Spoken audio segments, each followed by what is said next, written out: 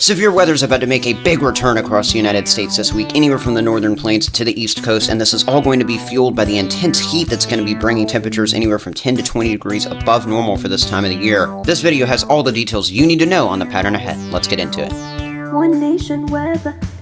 Thank you so much for taking time out of your weekend or start to the week whenever you're watching this to watch my video. Of course, many of the model maps that I use throughout my videos are from Weatherbell, so if you want to check out their free trial link, it is below in the description. Also, I hate to nag, but if you are new to the channel, I'm almost to 5,000 subscribers, and I would love for you to be one of those people who gets me to that number. If you like this video and want more consistent, accurate, and educational updates in the future, consider hitting that button below. Anyways, jumping into that future radar with the European model as we jump into the week ahead, starting with our Sunday, we're going to go all the way through the mid to late week time frame. Sunday afternoon, there's really not going to be a whole lot going on across the country. A few showers and storms here or there in some parts of the Northeast, as well as down there towards Florida and Georgia. Maybe a storm here or there in Missouri. A better chance of some isolated severe weather there in some parts of the Mountain West, but overall, no big storm systems to watch, at least as we go through Sunday during the daylight hours. Once we get into our Sunday evening and into the overnight, things will change up here for some parts of the North Central Plains, beginning our week of severe weather, heading out of Sunday into our Sunday night and early Monday morning. This is Monday around 5 to 8 a.m. Some storms lingering from our overnight Sunday here, anywhere from Montana all the way over there to Minnesota. The best chance for severe storms during that Sunday night time frame will be around the Dakotas and Minnesota, but wouldn't rule them out anywhere in that circled area as late as into our early Monday morning as the sun comes up for the day. Once we get towards our Monday evening, the sun's going to go back down, and we're going to see some storms blossom up a little bit faster, possibly, than what we see on our more conditional Sunday night throughout. Here we go around 10, 11 o'clock into our Monday evening. Notice the storm chance really elevated anywhere from Arizona all the way up there to Wisconsin and Minnesota. The best chance for severe weather in this zone is going to be in that eastern half. So the Dakotas, Nebraska, into Minnesota, Iowa, and Wisconsin. That's where I think you need to be on the highest alert for some storms as we go out of our Monday into our early Tuesday. By Tuesday afternoon, the front fueling those storms will continue to move east. It's going to be moving east pretty quickly, and it's actually going to be more of a horizontal cold front. It's not necessarily uncommon, but it's definitely a little bit more unusual than seeing a cold front that's oriented up and down. You see that there from Maine back to the Central Plains. That's definitely left to right, not up and down where we're seeing these storms.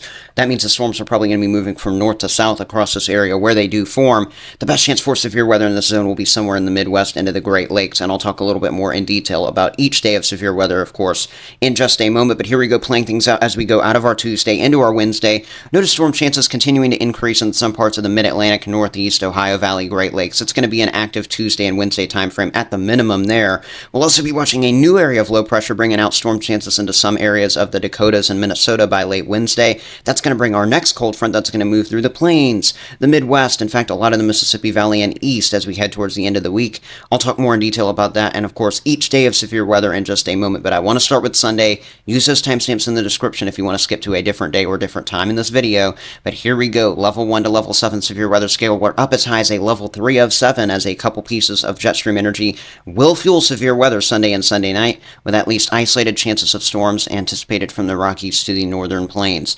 The best chance of severe storms will likely be in the Dakotas and Minnesota, where a higher ceiling threat is possible for big-time storms capable of hail and damaging winds into the evening hours. You can see we've also got an isolated severe weather chance in the level 2 of 7 zones there in the Mountain West and in a little area of northeastern Ohio. So these are going to be the spots that we're watching. Let me show you why we're watching them using that mid-level jet stream from the European model, looking around 500 millibar level, which is at the 15 to 20,000 foot height in the atmosphere. What goes on here can actually really dictate what happens at the surface, and you can see this area, yes, it's only shaded in gray, but it's on the southeastern side of a piece of energy shaded in some blues. So we've got a modest jet stream streak moving just north of this area, and in this area we're going to have plenty of moisture moving into place, and this is a ripe setup for some severe weather. You see there in the eastern Dakotas and into Minnesota. I'm about to zoom in on it. You see these orangish shades of color. This is where we're going to have some dew point levels around 75 to 80 at the high end. That is more than enough for severe weather. Normally all you need is around 65 to 70 at the highest end for these kinds of storms to develop. So we're going to have that threat for mainly damaging winds, hail, but maybe even some isolated tornadoes up in this area late Sunday heading into our early Monday. Of course, this could be a very much so nighttime threat. While we're on the topic of Monday, let's go ahead and give you a look at my severe scale graphic for Monday itself. Yes, we're up to another level 3 of 7, and this is going to be in a little bit more of a broad zone heading into our Monday afternoon and our evening. Storms are going to be moving from north to south, across the Dakotas, Minnesota, Wisconsin, Iowa, Nebraska. This is that focused area where in each of those states I just listed off, we have at least a level 3 of 7 in some part of the state. Severe weather is possible in the Northeast and Northern Plains Monday with the best chance for damaging winds and large hail in that yellow shaded area. A strong piece of jet stream energy exiting the Mountain West should assist in fueling the strongest storm threat over South Dakota, Nebraska, Iowa, Minnesota, and Wisconsin. Local 70-plus mile-per-hour wind gusts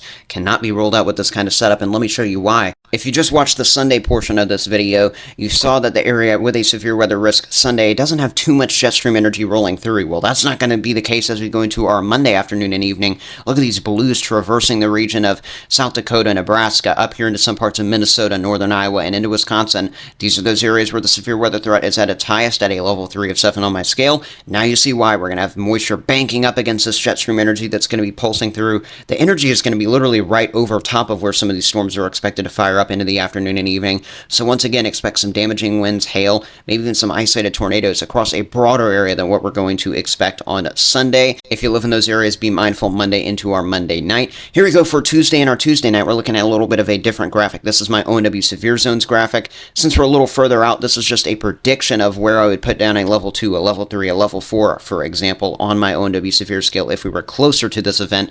And for now, my likely area for at least isolated severe weather coverage is in parts of Minnesota, Iowa, all the way over there to New York and western Pennsylvania for Tuesday and Tuesday night. I think the best chance for some severe storms on Tuesday and Tuesday night is going to be right there in southern Wisconsin, southwestern Michigan, as well as into northern Illinois. Of course, that could change, though, and if you're in any area or surrounding area of those colors, please be mindful as we go through our late Tuesday, as we're going to have jet stream energy really across the entirety of this northern area of the United States. So look at this, blues and greens from the Dakotas and Minnesota down to Wisconsin. We've got Michigan. We've got northwestern parts of New York State into Pennsylvania, all getting in on this jet stream energy. If you're along this energy or just on the southeastern side of it, you've probably got some chance of severe storms. If not Tuesday, then definitely as we go into Wednesday. So be on the lookout for that there. And in fact, here's that Wednesday threat. Notice it shifting just a little bit further southeast as we're going to have that horizontal front continuing to sag southward. Iowa over to around the Connecticut area. That's where we're going to have the best chance of severe storms along the front as we go towards our Wednesday, at least according to my projections. And then we're going to have that new low pressure I hinted at earlier moving out into the Dakotas and Minnesota. That could bring out a next chance of severe storms there. I've already got a level 2 of 7 being projected to be in those zones Wednesday, and then by Thursday, while our front wraps up in some parts of the mid-Atlantic with isolated severe chances there, our next front, which will be more vertically oriented with that low, will probably be situated anywhere from the north central plains and into the upper Midwest, back down here to the northern panhandle of Texas. We'll be watching the storms anywhere in this area and maybe even in some surrounding spots. So it is definitely going to be a very active week. Friday is a little bit too unpredictable for me to put a graphic down for that right now. But here we go. Let's go ahead and take a look towards the end of the week using that 6-hour precipitation from our ensemble members that are averaged out to show us. Wednesday night heading into our Thursday morning, there's that threat that's going to develop with that next low pressure system. This could actually have a negatively tilted trough with it. That could mean we're going to have some stronger storms for sure, maybe even including a tornado threat in some parts of the Dakotas, Minnesota, into Iowa, northern Nebraska, Wednesday night heading into our Thursday. Obviously, this isn't just a one-day affair, though, so from there, we're going to see this storm really take shape into that vertically oriented front from Minnesota down there to Kansas and Oklahoma, and anywhere you see those greens, that's where there's that higher confidence in each of these ensemble members that we're going to have some stronger storms, if not Wednesday, then definitely into our Thursday afternoon and evening, which is what we're looking at here. August 29th could be a very active day from the Midwest into some parts of the northern Mississippi Valley and then back into the Central Plains. Even if you're in eastern New Mexico, you need to be on alert late Thursday. We could have some stronger storms with at least damaging winds and hail along a type of dry line setup in a way that's going to be there. Friday afternoon and evening, more storms as this upper-level low that's going to be way on up there in Canada moves east. The front, anywhere from the Great Lakes down to the south-central United States, pretty fair game for storms.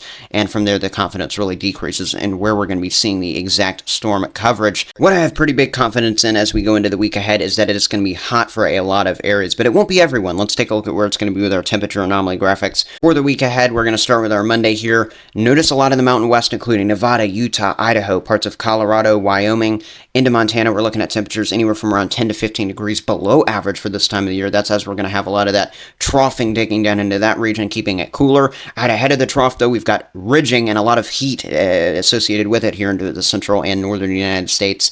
10, 15 degrees above normal there on our Monday.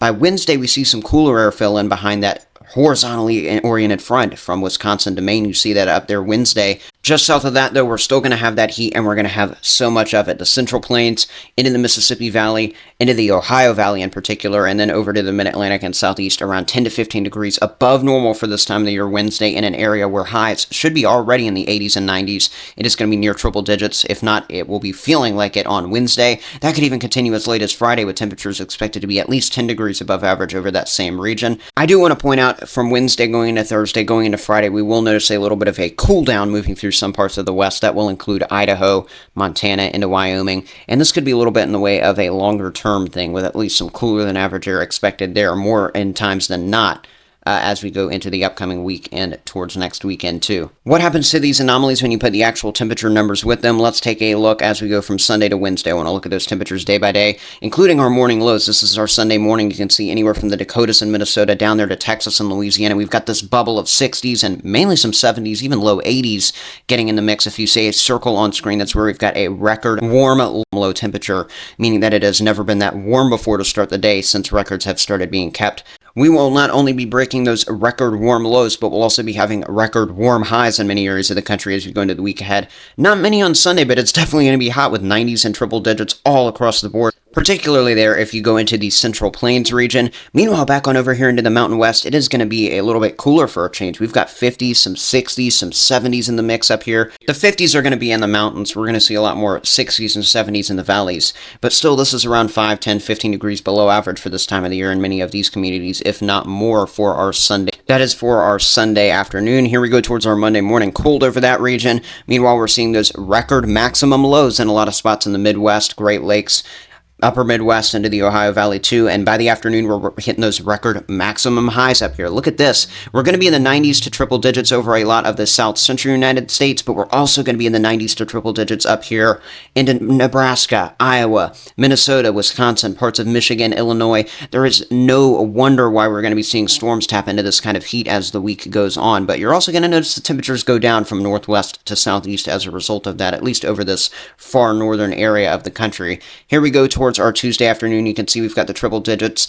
They're a little bit further southeast in many cases than where they were on our Monday afternoon. We're seeing a lot more 100-degree readings into Mississippi, Tennessee, Ohio, parts of Indiana and Ohio. It's still going to be very dangerously hot with 90-degree plus readings on the thermometer there. It's going to feel even warmer on your skin when you factor in some of that humidity out ahead of that front.